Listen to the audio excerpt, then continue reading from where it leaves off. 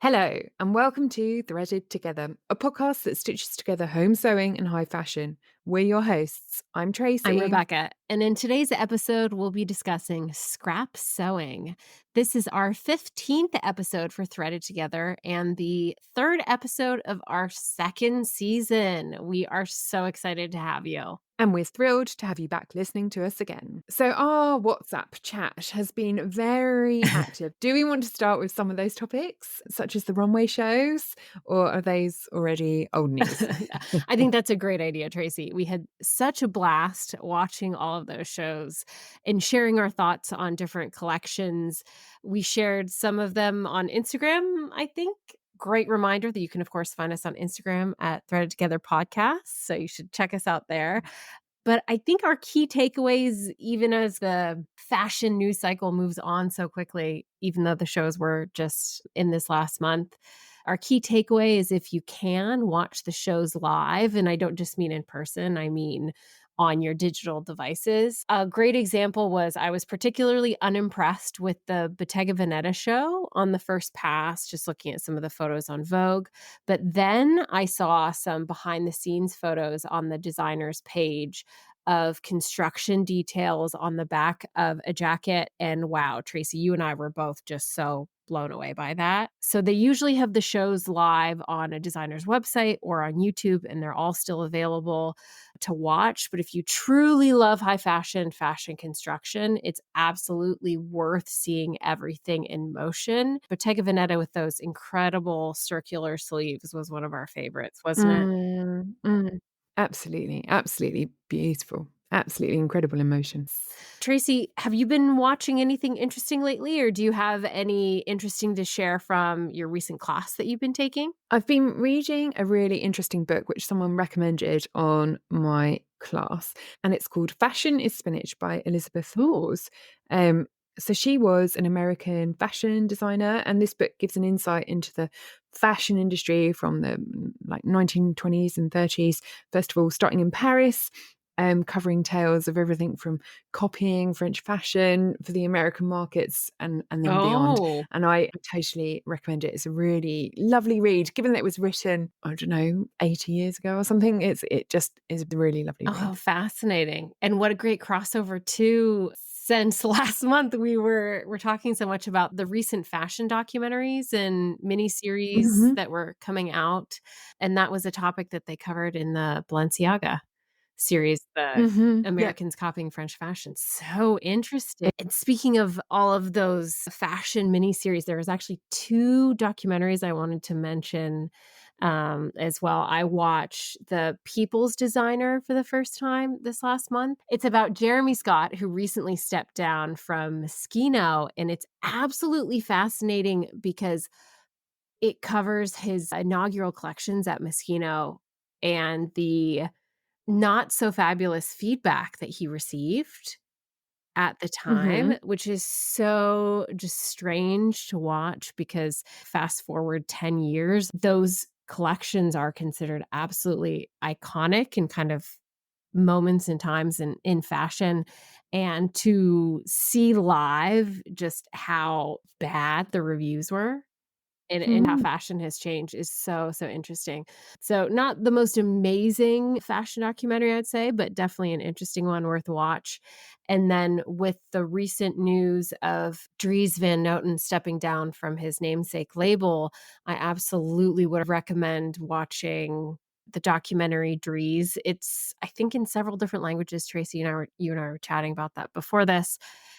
It's definitely worth watching, rewatching yet again as the fashion industry loses another great designer from the helm of his company. But yeah, some good recommendations for us for watching and reading in the next month. Excellent. I'm going to add both of those to my watch list. I know you've had some exciting projects on your plate this past month, Tracy, especially in the jacket coat arena. Any updates for us on those? Well, I've made some slow progress on my pink coat. It's coming together nicely. The colour's fantastic. I'm in love with the sleeves. I'm in love with the color. I'm in love with the shape. It's beautiful. This is the Trend Patterns TPC 28 oversized coat. But yeah, I suspect that its first outing will be later in the year now, given that spring has sprung. And by the time I finish it, it'll probably be too warm to wear it. But I'm really, really happy with the progress and excited to see it being sewn together. What about you, Rebecca? What have you been working on? Well, quickly, I like to remind everyone, Tracy, that it's also the most fabulous shade of pink. I was thinking it was almost like the Schiaparelli. Didn't she have like shocking pink is one of the Schiaparelli color? It's just such a fabulous, fabulous shade. So very excited to see that. Yeah, it's very, very exciting. Like I said in one of our previous episodes, I just held out for the right shade of pink for so Yeah, long because I just had this vision in my mind. it's gonna be amazing. And it's this really, like, lovely cashmere, it's so soft, it's Oh, beautiful. It's gonna be lovely. Yeah. so excited to see that. So I have been working in this past month on my first pattern release for a crochet pattern. So my sewing Mm. has been a bit second fiddle to that. However, I had this brilliant idea, air quotes on the brilliant, to do size and fit tests on the pattern by just sewing up a version using fabric scraps. And what an unexpected challenge. For context, the pattern is based on traditional quilting techniques. Only the quilt blocks are crocheted and then seamed together to form a hoodie. Seeming simple enough, however, I never factored in that if I flip that back into a sewing project, I would essentially be quilting. Although a friend of mine corrected me and said, if I'm not actually sewing over all of it at the end, it's technically still piecing, but the quilt math still applies. This particular quilt pattern involves seven-sided stars and hexagons in the spaces, which means that almost every piece comes to multiple points coming together at Mhm. least. I think the minimum is 3 in every seam, and there are 40-ish pieces per pattern piece for the arm, and then also for the bodice, and then for the back, and for the hood. Long story short, it was a very educational project and a good segue into our main topic and some of the challenges one can face when tackling scrappy projects. Well, that is a great segue, but I do want to say I'm very excited to see this pattern come out. It's a gorgeous hoodie, and I might have to learn to crochet to be able to make myself one. So, in the first episode of the year, we touched on this subject where we talked all about sustainability, and we said that scrap sewing could be an episode in itself. Today, we are delivering on that promise, a whole episode on sewing up your scraps, all the inspiration and ideas. And hopefully, after today's episode, you'll be raring to go with all your scrap sewing. Absolutely. There's such a lengthy history of scrap sewing in both of our home countries, Tracy, Britain and the United States. Before the Mhm. 20th century, clothing was a valuable possession, and so consequently were the textiles used in making them. In season 5, episode 5 of the Great British Sewing Bee, there was an episode called Reduce, Reuse, and Recycle Week. And in it, they discuss textile waste and scraps, including how old textile scraps used to be so valuable and there was a market for selling them, and that the final end of life use for them once upon a time was actually in bookmaking, which I thought was rather fun. Ah. We'll link the episode in the show notes. I Mhm. wanted to start this episode with the idea of the use of scraps and their end of life being the beginning of a new one potentially, because this really isn't a new idea. It's just something that's has been in our society that we seem to have kind of forgotten due to the availability of textiles easily and in excess in our lives, but also perhaps with the lack of, time to spend on projects like these. But with that in mind, what we consider scraps doesn't just have to be from your sewing projects. They can also be garments that have become too damaged to repair or wear, or other textiles that no longer suit their original purpose in life. Any way that we can imbue some new life into these pieces and keep them out of a landfill is kind of our objective with this. Yep, absolutely. So, firstly, let's touch on storing and managing scraps because the size, the weight, and the type of fabric that you have obviously makes a real difference in how the scraps can be used. You need to understand the type of scrap sewing that you like to do to be able to determine the best way to sort it and to manage and store it. As we discuss some of the scrap sewing ideas today, you might find you want to store your scraps by colour or by weight or by fabric type or by size. There's lots of options. Cotton is one of the easiest things to use in scrap sewing. So, one of the first ideas I wanted to discuss is beeswax wraps. You can create your own beeswax wraps, which can be used as a way to minimize your plastic usage in the kitchen. So, you can wrap food in them like sandwiches or snacks or ingredients. You can use them to cover bowls. And in reality, you can use them for most food except for raw meat and fish or anything that's particularly wet or hot. And they don't last forever. After a bit of time, they start to wear thin and get a bit soft and won't stick to themselves. But when they're fully functional, they're wonderful to use. And if you went to buy some, you'd find that they're actually quite Mm. expensive. But to make them, it's quite straightforward. I mean, it can be a bit messy, but it's quite straightforward. So first of all, you want your cotton squares.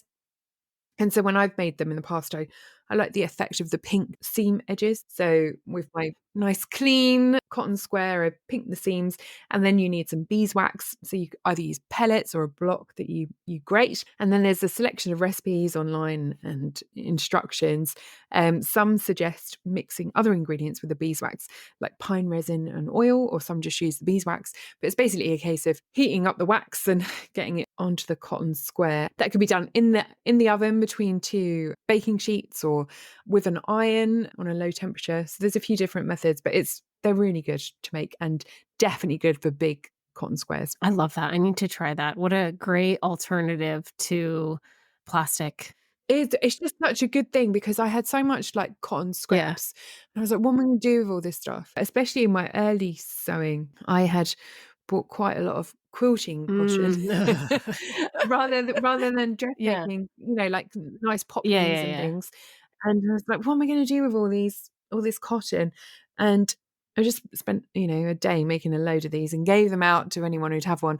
And they were really, good until they served their purpose. They're really, really nice things to Yeah, use. I think it's fantastic. Something I'm definitely gonna try. Another idea for cotton scraps that's pretty standard is some sort of quilting project, be it to actually tackle quilting as a side hobby or a garment pattern that uses scraps to quilt together, which we'll discuss later in the episode. Using Mhm. cotton scraps for sewing, a good thing to remember is that cotton loves to shrink. So if you haven't washed all the scraps before sewing them, that might be a consideration so that you don't create this labor of love and then shrink it up in the wash. I learned this as usual the hard way. I had purchased this beautiful upcycled cotton quilt that was made into a jacket, and then I tossed it in the gentle cycle and immediately shrunk and became misshapen. So don't do that. Don't do that. Definitely think about Yep. pre-washing unless it's the effect, you want to get. Yeah. So cotton can be great for pockets. And so if you're making jeans or something like that, a pop of color in your jeans pocket bag is a really great thing and Mm. a great way to use up some scraps. And you can also use it on the facing. So, for example, again, on jeans, you might want the inside of your waistband to be cotton rather than denim, and you can have another pop of color there. Cotton is also really, really great for making up bias tape. And that's something where obviously there's loads of great instructions all over the Mhm. internet. We'll link to the one on the Closet Core site because I think I like that one the best. If you've got a decent rectangle of cotton left, making bias tape can be a really, really good use for a future project. Absolutely, I second that. I've used colorful cotton scraps for bias binding quite often, and I love that. I love having kind of that hidden pattern, or even I did a Hong Kong seam finishing on a jumpsuit where you actually saw on the cuff the little and it was just leftover Mm. cotton pieces that were bias binding, but it was just such a fun pop of color. So great, great idea, Tracy. Yeah, that's really good. And I think we should also mention scrunchies. I love the concept of a matching scrunchie to your outfit, and I think, I don't know, scrunchies are close to my heart when it comes to sewing. because they were the first things that, I ever was sewed up when I was younger. So I always liked the idea of sewing up a scrunchie. Great idea. So onto jersey scraps. Jersey scraps can be useful for a multitude of projects. In our episode at the start of the year, I mentioned a pair of wrist warmer gloves that I made with scraps. And this is truly the quickest and simplest of sews and so practical Mm. for the winter months. So the pair I made were very simply a rectangle that had been hemmed at the top and the bottom and then sewn up at the side with a gap for the thumb. But there's obviously lots of free patterns out there and lots of instructions, and you could play around with the shapes depending on the stretch of the jersey. But they're really, really nice, practical gloves and a good use of some jersey scraps. So for very small jersey scraps, you could cut them into little strips and make a rag rug. And we can link to an episode of Check Your Thread, which is all about rag rugging, which is just such a great concept to use your jersey scraps for. I have a question Okay. because I saw this link and went down a little bit of a rabbit hole checking this out because I think it's absolutely fascinating. But if I'm correct, the way she is making these just absolutely incredible rag rugs out of jersey scraps is actually using a latch hook. So she's truly doing like rug Mhm. carpet making. Yep, Okay. yep, yep. Great. Thank you for confirming that. So I thought that was so interesting because I had actually recently saved a photo of something similar, and it was an Isabel Marant jacket that the outside of it looked exactly like the rug. However, Ooh. I got a photo of the inside of it, and the way that it was created was just using a pretty standard technique for if you're doing fringe on like crochet or something, just like a little slip knot, a Mhm. fringe. But it was just doing that, just very simple slip knot fringe using jersey on top of a chain crocheted piece for like the frame. Wow. So, Oh, I just right. thought that was so interesting that there's so many crossovers and different fiber arts depending on your scrap size. The rugs seem to need a larger piece if you're using a latch hook, but in this case, they were much smaller scraps because 'cause they're just little scraps tied on in knots, which I also think is a lot more laborious to do potentially, but so many potential project ideas with little scraps like that and different areas you might wanna take them depending on the size of what you have, so just really interesting ideas there. Such a fun Yeah, topic, definitely. so inspiring. I guess that's the thing with knit scraps is when they are quite small is what can you Mhm. do with them? And that would make something very impactful. Abs A few other ideas for knit scraps if they're slightly bigger, are like neck bindings on other Mm. garments Mhm. or cuffs or headbands, maybe even like a hair wrap thing, and knickers as well, because you can never have too many knickers. And if you've got a good knicker passion and it's the right weight jersey, then that's the perfect use. Absolutely. Another type of scrap would be denim scraps. And denim scraps can come from your sewing projects, but also from old pairs of jeans that no longer fit or are too damaged to be repaired. Denim is such Mhm. a durable material, and there's so much environmental harm done in the creation of a pair of blue jeans that it should absolutely be a material that you save and try to reuse. And denim scraps are wonderful to work with because it's such a durable fabric and it can be used for a multitude of things. Um, Also, the effect of combining a selection of differing denim blues will always look really, really good and really Oh, impactful. absolutely. Always such a classic look. One of my favorite uses for denim scraps is in the repair and reshaping of other denim garments. I often get holes and wear through the fabric in the inner thigh of my jeans. I think that's pretty common. And while, yes, we can repair and reinforce them, the patch that you want to be using should be a denim one so that the tension and wear is distributed appropriately when you're doing that. I also think we can get a little more creative with our denim scraps as well. I came across this video on Instagram from a account called St. Clair's Scissors, where she transformed a pair of ordinary jeans into the very trendy barrel shaped version by adding a vent down the side that has strategically placed darts at the knee. And I loved this so much. First, because I have a lot of denim that's a little bit too tight, but I can't stand to part with, especially a lot of like vintage Levi's.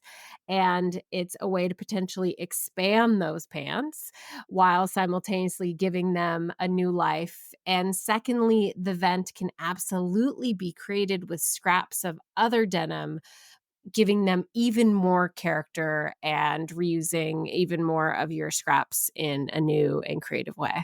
You have to share a link to that Instagram. Simple. Definitely Yep. love that. Love that. And you can definitely get very creative with denim. And one of my all-time favorite denim creations was from another Sewing Bee episode, another Sewing Bee reduce, reuse, recycle. This time was from series 7.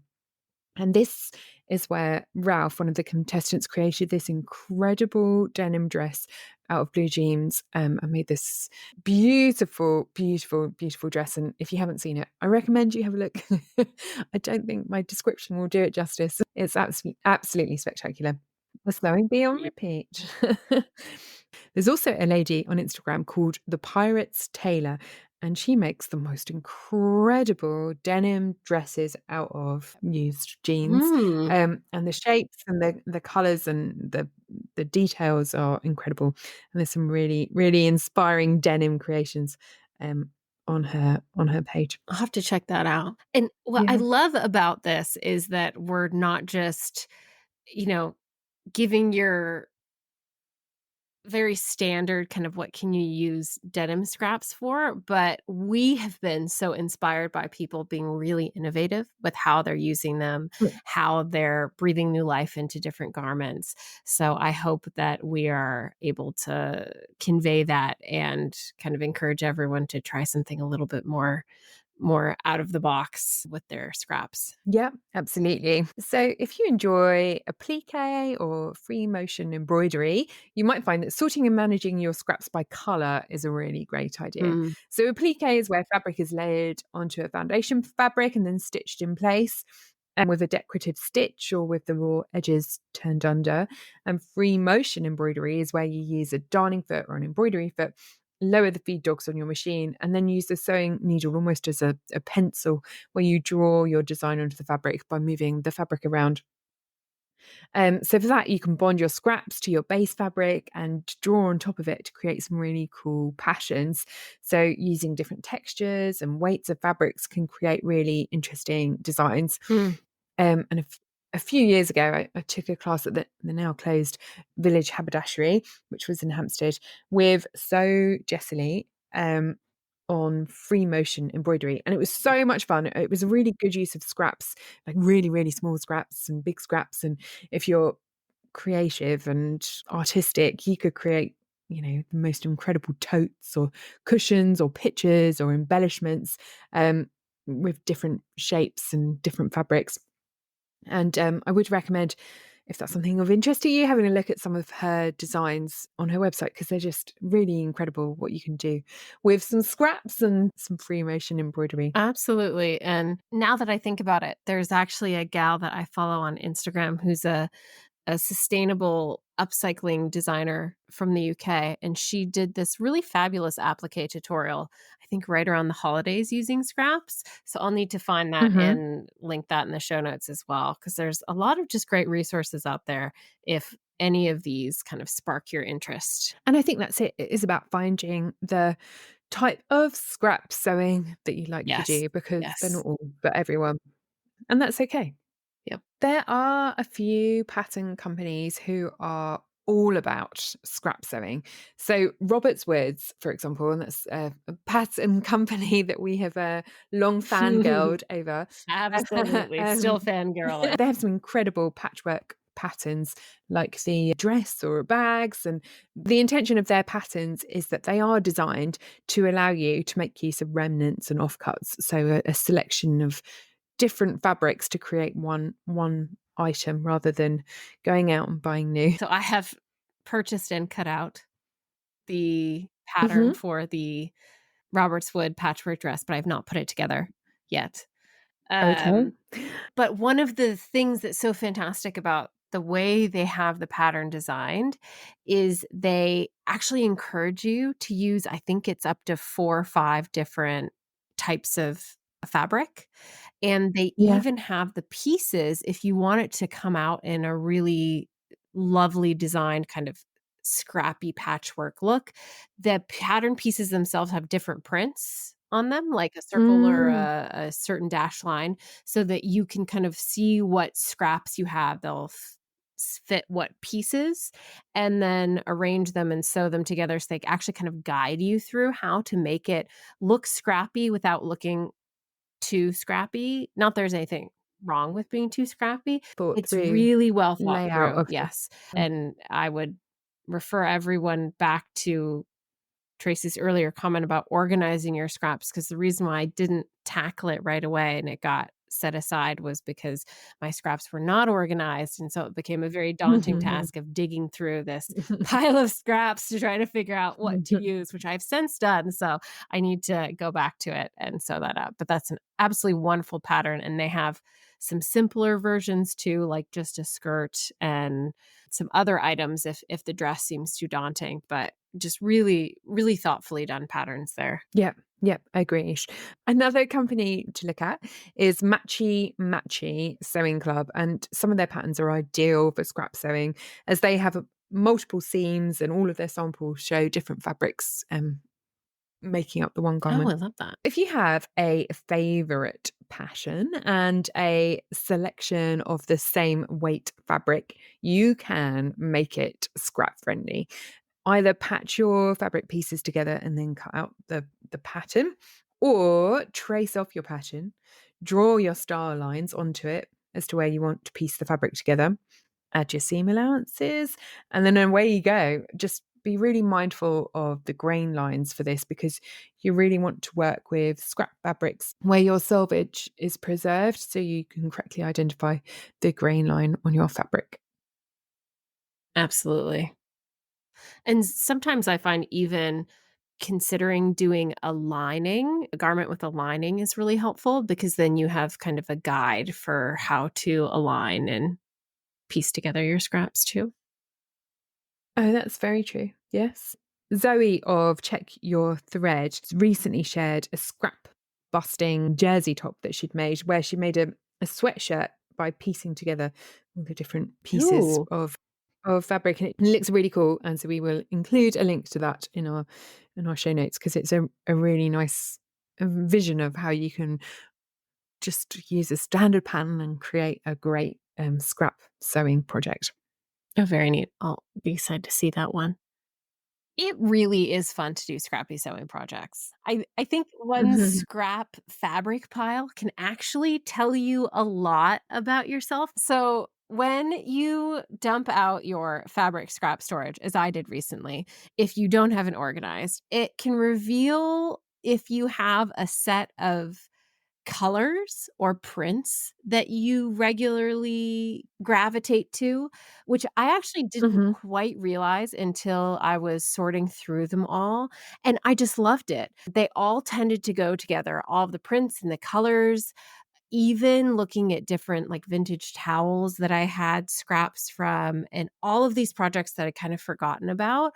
Everything still went together, and finding ways to pair them to create something even more fun and interesting was just such a delight.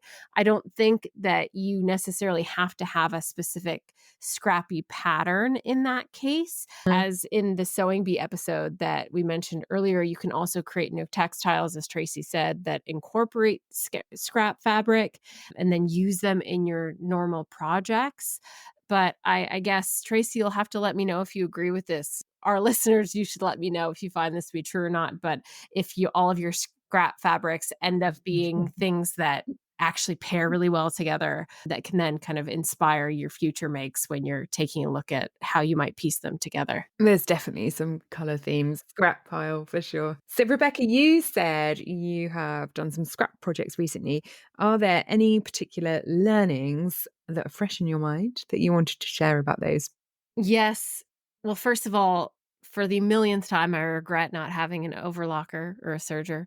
When you're doing a lot of scrappy projects, that means you're generally multiplying the amount of seams that you're gonna have to sew. And Mhm. as much as I thought I would, love doing a nice bound edge, I got lazy and just ended up using the overlocking foot on my sewing machine. So think about how you will deal with all those extra seams before you go into making your scrappy sewing project. And it's a great time to just stick something under the serger and just bind those edges. Yeah, definitely. Another thing that I came across when I was using my scraps is sometimes using your scraps for another pattern creates even smaller scraps. And you have just bits that are too small to really turn into anything useful. And then you actually had a great solution for that, Tracy. Yes, I really recommend the Closet Core Poof, which is a really quick sew and it's a great use of your scraps, both in terms of the outside, the big piece to make the poof, and also stuffing the inside of it too. A top tip, it can become incredibly heavy once you filled it with all your scraps. I made one a few years ago and it's still a firm favourite in our household as a good footrest. Mm. I'll even share a picture of mine with my dog sat on it when he was a puppy. He doesn't fit on it now. It was so cute, and I'm currently working on mine, but I'm saying I'm in the, filling accumulation phase as I finish all of my other projects. And one more that I wanted to share that I haven't tried yet, but has long been on my to-do list is where you cut up lots of fabric scraps into little strips. So it's like almost like confetti, and then fill a clear, I think, organza bag with it. And then with the fabric, you can quilt on top of it and use that for something like a small pouch or a small bag. There was lots of videos on TikTok and Instagram about those a while ago, and they look quite fun. I've also seen something similar where you can use a film that's dissolvable, and Oh. yeah, and you can use, and this works for one of the reasons I thought it was so appealing is you can do fabric scraps, you can do, like, yarn bits, and then essentially make a new textile, and you sew over it a ton, and then it washes away, but then your sewing needs to be more of the type that will actually hold it in place rather than just Oh, decorative. But again, a really cool idea of creating an entirely new textile to then use. nice. That's a really great idea. So, in terms of scraps you can't use, I think that scraps can get to a stage where they become a bit overwhelming. Mhm. And it is about getting the balance right between ensuring that they go to a good use rather than taking up valuable space in your sewing space. It's hard to get that balance right. So, when they do get too much, what is the best way to get rid of them? So, I guess in an ideal world, you'd put them on FreeCycle or Facebook Marketplace or Olio or whatever your local equivalent is, and have someone with a desperate need for scraps take them and make use of them. I guess the classic one man's trash is another man's treasure. But then it's also worth looking at local schools or craft clubs as they may be able to put some scraps to good use. My sister works at a school and they produce these incredible fabric wreaths Ooh. from a variety of scraps. And she has one on her wall and it just looks like so impressive on a wall. It's a really striking piece. So that's another idea, I guess, is having a little search for a rag wreath and seeing if you can create your own impressive Oh, one. fantastic, absolutely. And I think even it's if you think about just the type of sewing that we discuss and talk about, there's a good chance that we probably have some high quality textiles in our Oh yeah. scrap. Yeah. I mean, just Yeah. if you know what silk organza is, you probably have some decent fabric in your scrap bin. So it's a good idea to see what you can do with that. Definitely, definitely. And then natural fabrics can go in your food compost. So they have to be That natural, makes like sense. cotton or Yeah. wool or silk. You cannot, absolutely cannot compost synthetic fabrics like Right. polyester. But to aid the compost process, you cut them into smaller pieces. Make sure you haven't got any thread or, yeah, I don't know, buttons or zips or whatever in there. Just so it's pure cotton, and also be mindful of anything that's heavily dyed or printed. And you just put them in your into your compost. And we can link to an article on Create and Sustain about this because they've got a nice write up about how you can compost your natural fabrics. And then, failing all of that, if you've exhausted all of those options, then the best thing is your local textiles recycling bank, which should handle the scraps correctly. Those are all great ideas. We spoke in our first episode of the year about designers who upcycle pieces utilizing scraps and patchwork. But I thought for this episode on scrap sewing, we could take a look at high fashion for inspiration. And I'm going to share some less conventional ways to use leftover fabric and create outfits that will look like they are straight off the runway. I Right. am a patchwork kind of gal. So I love when designers mix fabrics and textures in a garment. And what's more, when they do so in a way that looks more high end than recycled version, even though in theory they could have been recycled, which is what gets me so excited. One of my favorite collections to look to for inspiration is the Balenciaga Spring 2002 collection by Nicolas Ghesquier. The collection opens with several dresses that are absolutely seared in my memory. Each one is made up of a patchwork of mixed fabrics, some printed, some metallic, and not all of them completely connected. There are spaces between them. As haphazard as this might sound, it looks incredibly cohesive, and each piece is bound with a bit of cording. And as the collection progresses, the same technique shows up in skirts, tops, and even vests. And this is still, to this day, one of Guesquier's most sought after collections. And it's the patchwork pieces that everyone is always trying to hunt down. But what's the secret for getting this to look elevated instead of, I guess, more scrappy? And it's going back to Mhm. the binding. Each piece is bound with a metallic contrast piping on the edge before the pieces are sewn together. It's a really simple thing to do, but by cleaning up those edges and curving the pieces, it gives them a very cohesive, intentional look. So when there are also spaces between the different patchwork pieces, they're all finished and bound, and it just looks really amazing. And I will absolutely link that collection in the show notes because it's really inspiring when you're thinking about how can you take your scraps and make them into something that looks like high fashion. Nice. I'm gonna have to check out that collection.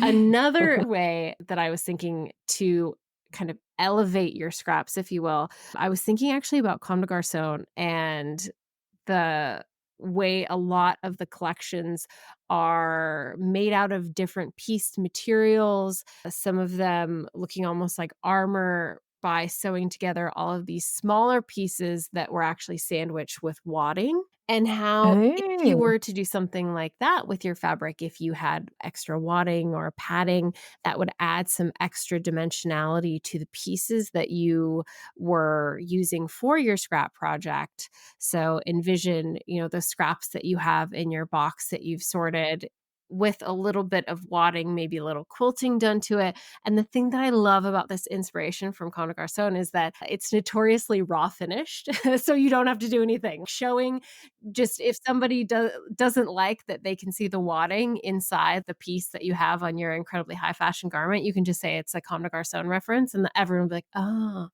whether it is or not. So that's another really fun idea straight off the runway, and I'll add some photos in the show notes to give you some more inspiration. Yes, that's really inspiring. Another iconic high fashion dress to call out is the Yves Saint Mondrian dress, the shift dress from the 1960s that we can all immediately picture in our minds, has the color blocking and piecing in such an inspiring way when you're thinking about piecing different fabrics together. Such a great example, Tracy. What makes that dress so special is purely the fact that it's pieced together using different fabrics Yeah, and obviously solid colors for the classic version. But what an exciting way to just take a shift dress and make it interesting using pieces of fabric. yeah, yeah. And the neatness of the seams and the the precision of the seams is something to aspire to Mhm. on that dress. Absolutely. Well, I think that's been a really inspiring episode on how to sew through some of our scraps. I'm certainly going to take some inspiration and work through a little bit of my scrap bundle. So, what are you working on next, Rebecca? Well, other than dreaming about the best way to use my scraps, I do have a little vacation on the horizon. And of course, we all love an excuse to have new vacation clothing. I'm planning on creating a few things for that, although I must say the spring rain here in Germany is kind of hindering that creative process a bit. But I just need to get in the right headspace and hopefully can create some things before I go on holiday. How about you, Tracy? What are you Nice. working on next? Well, I'm hoping to make a couple of summer dresses, Mhm. maybe a few simple sews after the long project of the coat and the jacket. That makes sense and just in time for the weather to change. And we are so excited for next month's episode. I think we've been talking about this for almost a year now, actually. So the theme for this year's Metropolitan Museum of Art inaugural ball and fundraiser, aka the Met Gala, will be Sleeping Beauty's Reawakening Fashion. And the exhibit will center around 15 historically significant pieces that are too fragile to be worn, and featured alongside them will be garments that have been inspired by those pieces and throughout history. And we find that so incredibly inspiring, don't we, Tracy? Next month, we will be exploring this topic further, discussing the legacy of vintage garments that we reference so often, how they are featured and not worn in modern fashion and entertainment, This will echo the theme of the Met Gala as we discuss lots of recently worn famous reimaginings. as well as the designer codes that allow those interpretations to carry on the spirit of the original designers and their creations. Join us next month for this very exciting topic, as well as how we can all apply these themes to our own sewing projects, whether you're doing your own Met Gala interpretation, attending the Met Gala from your couch, or you're just looking to elevate your own home sewing. This is going to be a fantastic episode. Absolutely. But before our next episode, if you have any thoughts, ideas, or questions for us, you can always find us on social media at Threaded Together Podcast. In the meantime, I'm Tracy, I'm Rebecca. and this has been the Threaded Together Podcast. Looking forward to our next episode in a month. Make sure you give us the thumbs up on Apple Podcast or follow us on Spotify. You can find more details on what we discussed today in the show notes below or on threadedtogetherpodcast.com. And for more behind the scenes and regular updates, you can find us on all social media channels at Threaded Together Podcast.